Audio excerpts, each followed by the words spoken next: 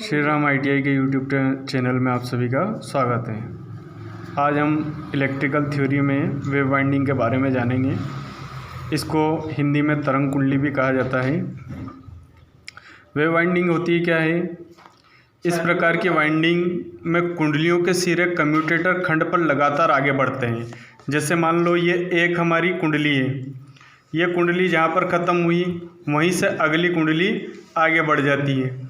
मतलब इसमें कम्यूटेटर खंड पर कोयलें क्या होती है, लगातार अगले क्रम में बढ़ती जाती है। मतलब एक कुंडली का पहला सिरा दूसरी कुंडली के दूसरे सिरे से जुड़ता है।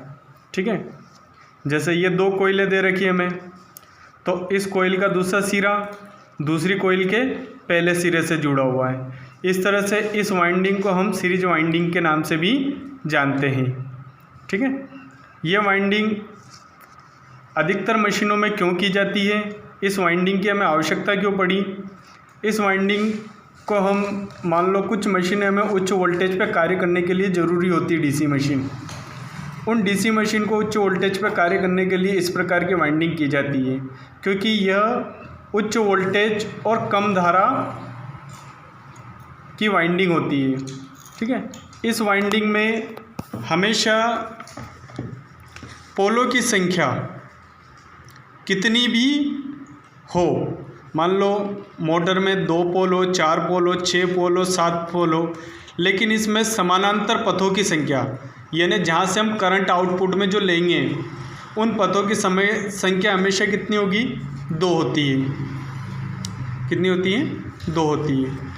अब वेव वाइंडिंग 2 प्रकार की होती है। कितनी होती है?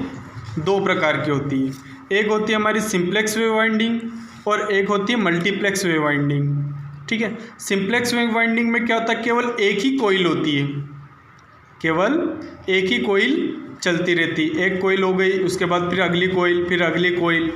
ठीक, लेकिन मल्टीप्लेक्स वेव वाइंडिंग में क्या होता है, इसमें बहुत सारी कोयलें एक साथ समानांतर क्रम में चली रहती है और वे सभी कोयलें एक दूसरे से क्या होती हैं, स्वतंत्र होती हैं। मल्टीप्लेक्स अलग अलग प्रकार की होती है, जैसे ड्यूप्लेक्स, ट्रिप्लेक्स, क्वाड्रुप्लेक्स। ये चीज़ें हम आगे देखेंगे कि ड्यूप्लेक्स किसको कहेंगे, ट्रिप्लेक्स किसको कहेंगे, क्वाड्रुप्लेक्स किसको कहेंगे। इस प्रकार से हमारी वेव वाइंडिंग की जाती है। ठीक है, वेव वाइंडिंग करने के लिए क्या क्या शर्तें होना चाहिए? वेव वाइंडिंग करने के लिए हमें क्या क्या शर्तें होना चाहिए? जब भी हम वेव वाइंडिंग करते हैं तो फ्रंट पिच, बैक पिच और पोल पिच, ये तीनों हमेशा क्या होना चाहिए? बराबर होना चाहिए। क्या होना चाहिए? बराबर होना चाहिए। बैक पिच क्या होता है? जैसे कि हम यहाँ देख रहे हैं, देखो, एक कोइल का पहला भाग, उसी कोइल का दूसरा भाग, इन दोनों के बीच की दूरी, यानी एक ही कोइल के बीच की दूरी को अपन कहते हैं बैक पिच। ऐसे ही फ्रंट पिच क्या होता है? एक कोइल का दूसरा भाग और दूसरी कोइल के पहला भाग। ये देखो, ये पहली कोइल है, इसका दूसरा भाग है और ये पहला भाग। ठीक, दूसरी कोइल का, इनके बीच की दूरी को हम कहते हैं फ्रंट पिच। क्या कहते हैं? Front pitch. ऐसे ही कम्यूटेटर पिच क्या होता है? एक कम्यूटेटर से दूसरे कम्यूटेटर खंड के बीच की दूरी को हम कहते हैं कम्यूटेटर पिच। ऐसे रिजल्टेंट पिच क्या होता है? एक कोइल का पहला पार्श्व और दूसरी कोइल के पहले पार्श्व के बीच की दूरी को हम कहते हैं रिजल्टेंट पिच। ठीक है, तो अब हम प्रश्न में देख रहे थे कि बैक पिच, पोल, फ्रंट पिच, बैक पिच और पोल पिच, ये हमेशा क्या होना चाहिए? बराबर होना चाहिए। क्या होना चाहिए? बराबर। अब पोल पिच क्या होता है? देखो, पोल पिच होता है स्लॉटों की कुल संख्या बटे पोलों की कुल संख्या। एक ये होता है, एक होता है चालकों की कुल संख्या बटे पोलों की संख्या। इसके माध्यम से हम क्या निकाल लेते हैं? पोल पिच निकाल लेते हैं। तो हमारा जो वेव वाइंडिंग करते हैं हम जब, तो हमें हमेशा फ्रंट पिच, बैक पिच और पोल पिच, ये तीनों क्या रखने हैं? बराबर रखने हैं। फ्रंट पिच और बैक पिच हमेशा विषम संख्याओं में आएंगे, जैसे 1, 3, 5, 7, 9, 11 इस तरह से विषम संख्याओं में चलेंगे।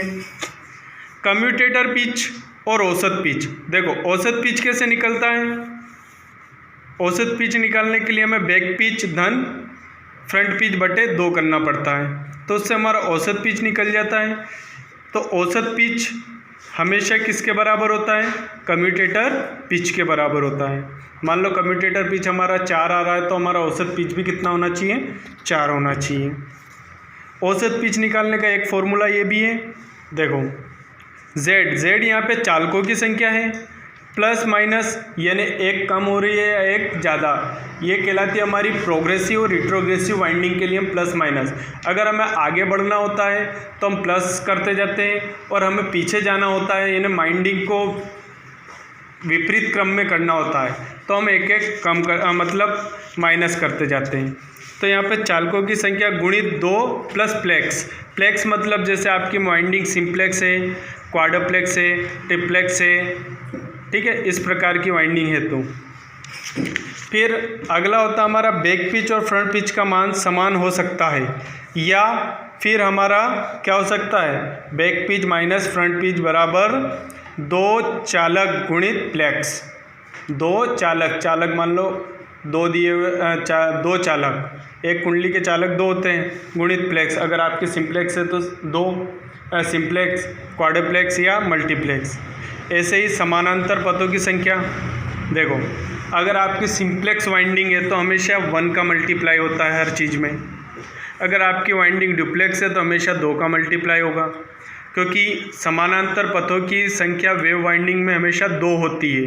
कितनी होती है, 2 होती है।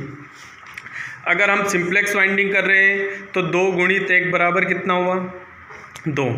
अगर हम डुप्लेक्स वाइंडिंग कर रहे हैं, डुप्लेक्स वेव वाइंडिंग, तो 2 गुणित 2 बराबर कितनी हो गई, 4 हो गई। ऐसे अगर हम ट्रिप्लेक्स वेव वाइंडिंग कर रही है तो 2 गुणित 3, देखो समानांतर पथों की संख्या 2 ही है, लेकिन इनमें प्लेक्स मल्टीप्लाई हो रहे हैं, तो कितने हो गए, 6। ऐसे क्वाड्रप्लेक्स वेव वाइंडिंग कर रहे हैं तो 2 गुणित 4 बराबर 8। ये हमारी वेव वाइंडिंग का जो नियम और शर्तें हैं, इस प्रकार हम वेव वाइंडिंग करते हैं, ठीक है। इसके बाद अगली हम ईडी की जो क्लासेस लगेगी, उस क्लासेस में ईडी का हम वेव वाइंडिंग का वीडियो बनाकर हम डालेंगे।